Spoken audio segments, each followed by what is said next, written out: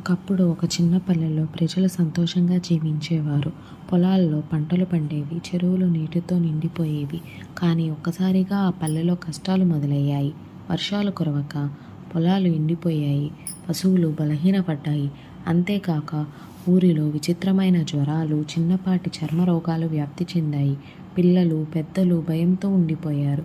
ఎవరి ఇంట విన్న బాధలు, ఏడుపులు మాత్రమే వినిపించేది.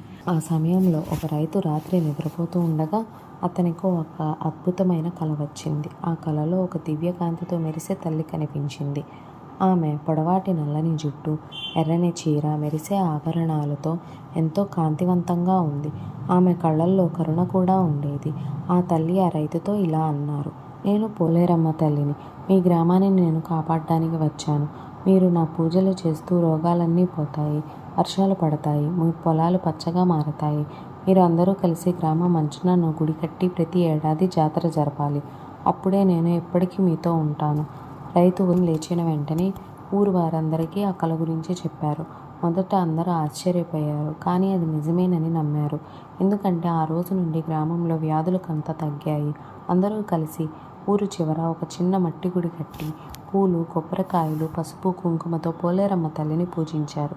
ఆ రోజు నుంచి వర్షాలు కురిశాయి, చెరువులు నీటితో నిండిపోయాయి, పంటలు బాగా పండాయి. ఆ తర్వాత ప్రతి సంవత్సరం గ్రామస్తుల ఆనందంతో పోలేరమ్మ తల్లి జాతర జరపడం ప్రారంభించారు.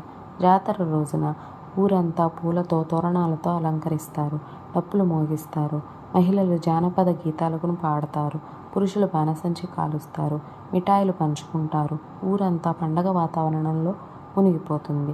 పెద్దవారు, చిన్నవారు అందరూ పోలేరమ్మ తల్లికి మంగళహారతులు ఇచ్చి ఆమె ఆశీర్వాదం కోరుకుంటారు. అలా పోలేరమ్మ తల్లి ఆ గ్రామాన్ని ఆరోగ్యం, సంపద, శాంతి, సంతోషం ఇచ్చే గ్రామదేవతగా మారిపోతుంది. ఆ రోజు నుంచి కూడా చాలా గ్రామాల్లో పోలేరమ్మ జాతరను ఎంతో భక్తి, ఆనందంతో జరుపుకుంటారు.